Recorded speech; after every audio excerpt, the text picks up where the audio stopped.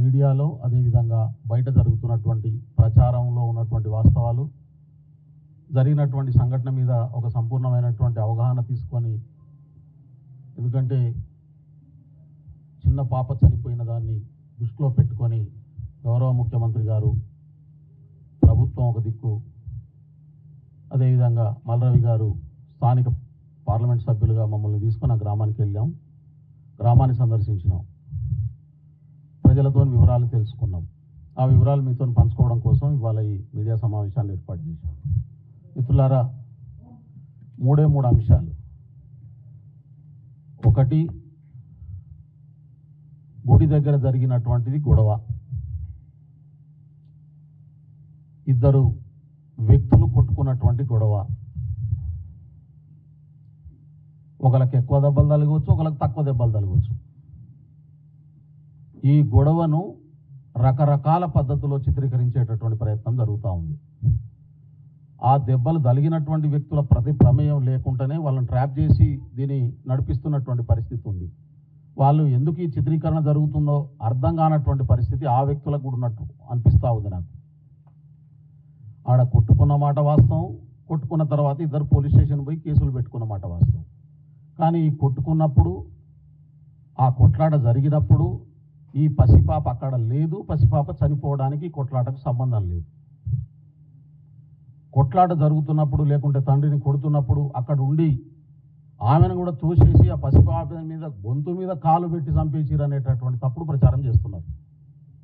ఇది చాలా హేయమైనటువంటి ప్రచారం. రెండోది, ఈ గొడవకు కాంగ్రెస్ పార్టీకి సంబంధం లేదు. ఈ గొడవకు ఎమ్మెల్యేకు సంబంధం లేదు. ఈ గొడవకు ముఖ్యమంత్రికి సంబంధం లేదు. ఈ గొడవ ముఖ్యమంత్రి చేయించినట్టు, ఈ గొడవ ఎమ్మెల్యే చేయించినట్టు, ఈ గొడవ కాంగ్రెస్ పార్టీ చేయించినట్టు ఇలా బీఆర్ఎస్ నాయకులు, బీజేపీ నాయకులు ఆరోపిస్తూ ఉన్నారు. ఇది చాలా నీచంగా అనిపిస్తూ ఉంది నాకు. ఇద్దరు వ్యక్తులు గ్రామంలో ఒక దేవాలయం దగ్గర జరిగినటువంటి గొడవలో కొట్టుకున్నటువంటి అంశాన్ని పార్టీలకు ఆపాదించి, వ్యక్తులకు ఆపాదించి, నాయకులకు ఆపాదించి పార్టీలను బదనాం చేసేటటువంటి చిల్లర రాజకీయాలకు బీఆర్ఎస్ పార్టీ వాళ్ళు పాల్పడుతున్నటువంటి పరిస్థితి ఉంది. స్వయాన బీఆర్ఎస్ అధ్యక్షుడు, వర్కింగ్ ప్రెసిడెంట్ కేటీఆర్ గారు పోయి ఇవాళ ముఖ్యమంత్రి దాకా లింకులు కలిపి మాట్లాడుతున్నటువంటి నీచమైనటువంటి స్థితికి దిగజారినటువంటి పరిస్థితి కనబడతా ఉంది. 19వ తారీఖు నాడు గొడవ జరిగితే పాప హాస్పిటల్లో వాళ్ళు చేర్పించింది 21వ తారీఖు నాడు. 21వ తారీఖు నాడు పొద్దునట్టు హాస్పిటల్లో చేర్పించినట్టు. 21వ తారీఖు దాకా ఏం జరిగింది? పాప ఆరోగ్యం బాగాలేదని హాస్పిటల్ తీసుకొని వచ్చింది. 18 నాడు గొడవ జరిగితే 18 నాడే చనిపోతే 18 నాడే ఇష్యూ అయ్యేది, 18 నాడే బయటకు వచ్చేది. పోనీ 18వ తారీఖు నాడు పాపను తీసుకొని వీళ్ళు కుటుంబ సభ్యులు పోలీస్ స్టేషన్ పోయినప్పుడు ఇచ్చినటువంటి కాంప్లైంట్లో మా పాపను కొట్టిండ్రు, నా భార్యను కొట్టిండు అనేటటువంటి కాంప్లైంట్లో ఇచ్చేటటువంటి పరిస్థితి ఉండేది. ఆ రోజు ఇటు ఈ దెబ్బలు తిన్నటువంటి వ్యక్తి, పరస్పరం కొట్టుకున్నటువంటి ఇద్దరి కాంప్లైంట్లలో ఎక్కడ వాళ్ళు కొట్టుకున్నటువంటి అంశాలే ఉన్నాయి. కానీ పిల్లలు ఆడపిల్లల్ని కొట్టుకున్నటువంటి పరిస్థితి కానీ, పసిపాపను కొట్టినటువంటి పరిస్థితి కానీ ఏ కాంప్లైంట్లో లేనటువంటి స్థితి. గ్రామంలో నిజ నిర్ధారణలో కూడా అదే తేలినటువంటి పరిస్థితి. సరే, ఇట్లా జరిగిపోయింది, ఎందుకు జరిగిపోయింది అనేటటువంటి కారణాలు, ఆమె ఆరోగ్యం ఎట్లుంది, ప్రీమెచ్యూర్ డెలివరీ, ఇంకేమా, ఇదంతా కూడా ఇంకో అంశం. కానీ ఈ గొడవ జరిగినటువంటి అంశంలో ఆ పసిపాప చావుకు కారణం కాదు. ఇది చాలా స్పష్టంగా అర్థమవుతున్నటువంటి అంశం.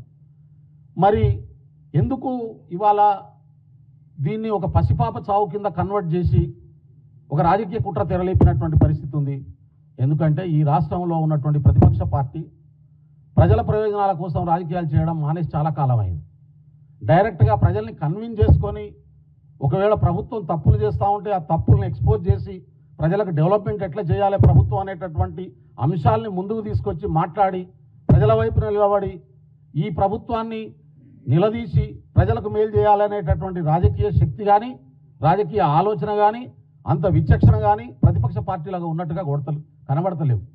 ఏ దొంకర అంటే ఏ లోన్కర అన్నట్టు శాతగానప్పుడు ఇటువంటి పాపులిస్టిక్ మెథడాలని, ఈ పాపులిస్టిక్ పద్ధతుల్ని, ఎమోషనల్ పద్ధతుల్ని, జరిగినటువంటి సంఘటనకు రాజకీయాల్ని ఆపాదించి ఇవాళ కాంగ్రెస్ ప్రభుత్వాన్ని బదనాం చేయడానికి సిద్ధపడుతున్నటువంటి పరిస్థితి. ఇది బీఆర్ఎస్ బీజేపీ చేస్తున్నటువంటి నీచమైన రాజకీయాలని చెప్పి నేను కోరుతా ఉన్నాను. ఈ దృష్టికి తీసుకురాదలుచుకున్నాను. దీంట్లో ప్రధాన పాత్రధారులు ఈ నీచమైనటువంటి రాజకీయ